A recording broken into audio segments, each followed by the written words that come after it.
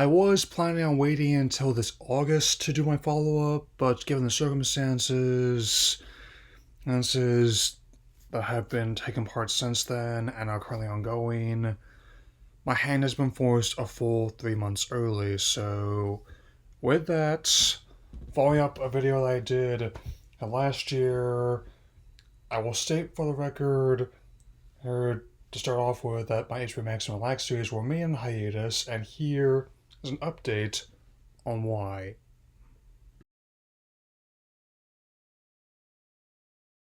In April of last year, Warner Brothers Discovery became Warner Bros. Discovery, and in an attempt to get rid of the excess debt they had, they began removing titles from HBO Max and also shelving highly anticipated content.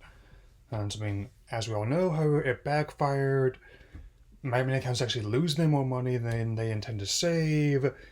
Hey, and also the stock price gone up, down, and sideways since then. I won't be going over every single event that's been happening since then, but I will be including some ones that started with me, including ones that are currently happening as I say this, and I'll start with the first one in one moment.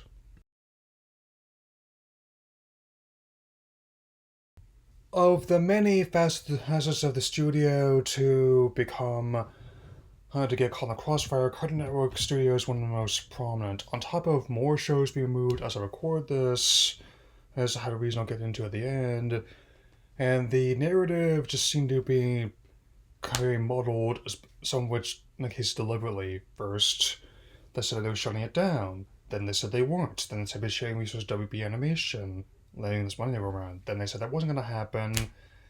And thankfully, did hire people that seemed to please be willing to invest in the company, which between them, Nickelodeon, and Disney, I'd have to say that Cartoon Network is probably my favorite growing up, and in many ways still is. And but in many ways, this kind of reminded me of like the Sonic meme between the two of them. How are you not dead? I have absolutely no idea.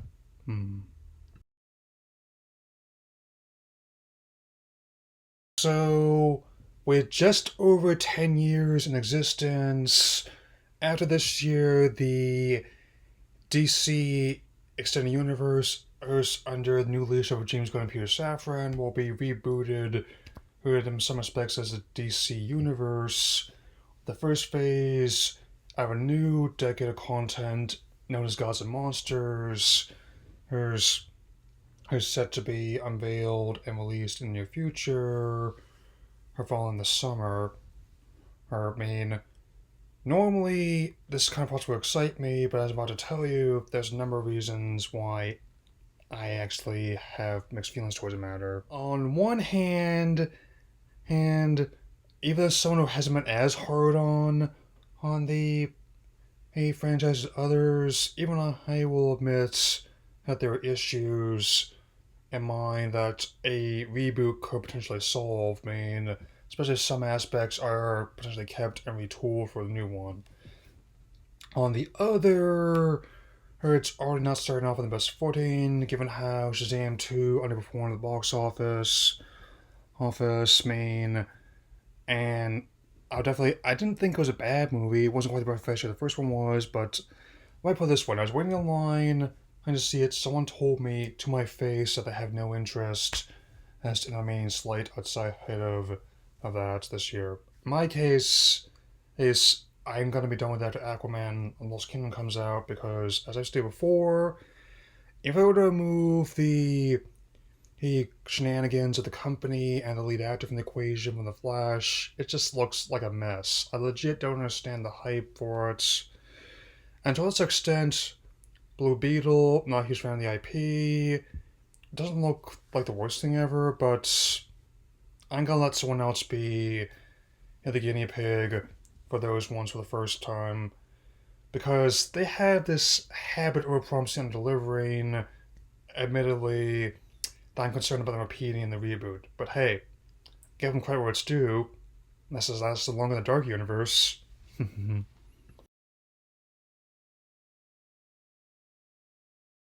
That said, the DC situation is just one of many aspects of the company where I'm seeing some steps forward, but also more steps backward as well. I mean, where uh, and this initiative goes far beyond, say, making like an MA spinoff set around Judy Jetson, and there'll be another time. Trust me.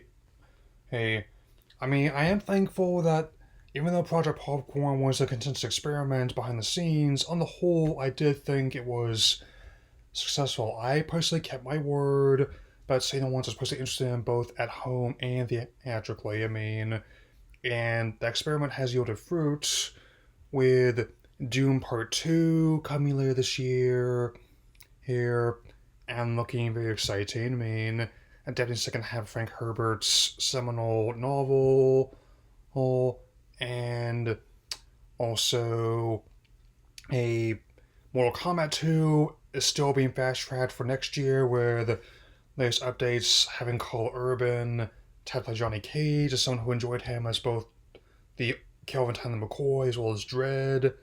I think he's more than qualified, right, especially. And pleasantly surprised that the Detective Pikachu sequel and its potential spin offs are still on track for the near future, which I think that both the success of the Sonic movies as well as Mario had convinced them to keep at it. Or maybe Pokemon Company twisted their arm, who knows.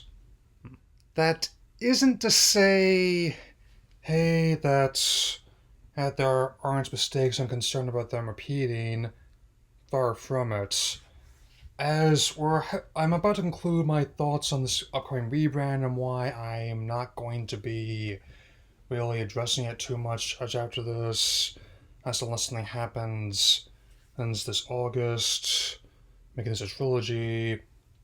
A part of me kind of understand and like the wanting to do more reality programming against circumstance, given how the last circumstance time period put a lot of stress on the accelerator. It is at the very least on a basic level cheaper to put a camera, a couple people fixing a house than it is to have the Mandalorian going after a bounty, or to have the cast of the office together for a shoot. But at the same time, I'm there's definitely a clear disconnect between what the people in charge intend to do with what their audience want and expect. I mean, let's just say I don't really address the P word too much because it doesn't really interest me, not just because of what's going on. But I will say that Town Hall did at least meet my expectation when I heard about it.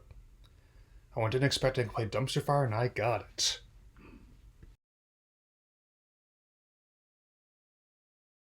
In just over 1 week, the HBO Max rebranded as Max, and rather than just simply folding Discovery Plus into the app as a hub, they're combining the two in some strange fusion of the one, which is intended to merge both audiences, but we shall see how that goes.